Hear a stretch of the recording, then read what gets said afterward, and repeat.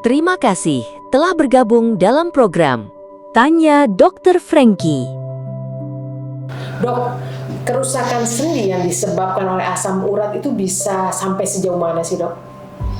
Oke, nah ini mengingatkan saya pada kasus yang belum lama ini saya lakukan operasi.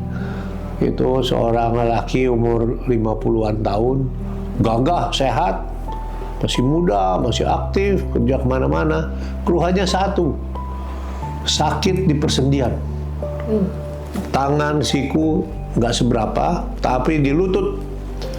Untuk BAB dia mengalami kesulitan karena nggak bisa duduk, nggak bisa jongkok. Jadi untuk BAB itu suatu masalah, ya. Hampir BAB-nya sambil berdiri karena nggak bisa jongkok atau duduk, ya. Nah, dia minta supaya saya lakukan operasi, dilakukan tindakan pembersihan sendi lutut, ya, artroskopi, di mana, waduh, seluruh permukaan sendinya tertutup oleh lapisan deposit asam urat, ketutup seperti kayak gunung kapur.